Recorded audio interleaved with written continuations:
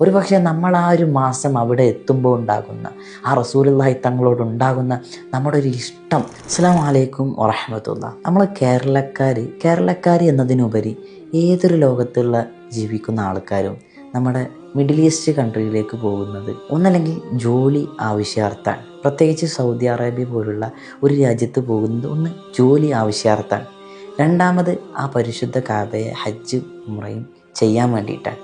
ഒരു പക്ഷേ ഒന്നാമത്തെ വിഭാഗം എത്രയും പെട്ടെന്ന് പൈസ ഉണ്ടാക്കി നാട്ടിൽ തിരിച്ചെത്തി സെറ്റാവണം എന്നാഗ്രഹിക്കുന്ന ഒരു വിഭാഗമാണ്. പക്ഷേ രണ്ടാമത്തെ വിഭാഗം എന്നുള്ളത് നമുക്കറിയാം, ഒരു 15 ദിവസം കൂടി കൂട്ടി കിട്ടിയിരുന്നെങ്കിൽ എന്ന് ആഗ്രഹിക്കുന്ന ഒരു വിഭാഗമാണ് ഉംറക്കും ഹജ്ജിനും പോകുന്നവരെന്നുള്ളത്. ഒരു പക്ഷേ നമുക്കറിയാം, ഒരു റമദാനിലൊക്കെ പോകുമ്പോൾ ആ ഒരു പുണ്യ ഭവനത്തിലെത്തുമ്പോൾ ആ ഒരു മഗ്‌രിബിൻ്റെ സമയത്തോട് അടുക്കുമ്പോൾ ഉണ്ടാകുന്ന അള്ളാഹുവിനോട് വിളിക്കുന്ന അല്ലെങ്കിൽ ഖുർആൻ ഓതുമ്പോൾ ഉണ്ടാകുന്ന ഒരു മനസ്സിൻ്റെ ഉള്ളിലുണ്ടാകുന്ന ഒരു വല്ലാത്തൊരു രസമുണ്ട്.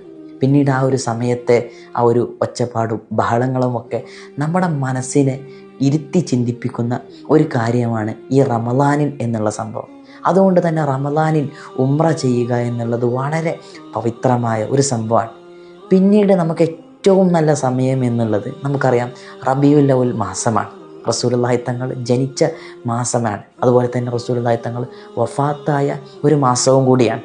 ഒരു പക്ഷേ നമ്മൾ ആ ഒരു മാസം അവിടെ എത്തുമ്പോൾ ഉണ്ടാകുന്ന ആ റസൂലുള്ളാഹി തങ്ങളോടുണ്ടാകുന്ന നമ്മുടെ ഒരു ഇഷ്ടം, നമ്മുടെ ആ ഒരു മുഹബ്ബത്ത് ഒരു പക്ഷേ നമുക്കവിടെ എത്തിക്കഴിഞ്ഞാൽ നമ്മൾ അറിയാതെ നമ്മുടെ മനസ്സിലേക്ക് വരുന്ന ഒരു സമയമാണ് റബീഉൽ അവ്വൽ.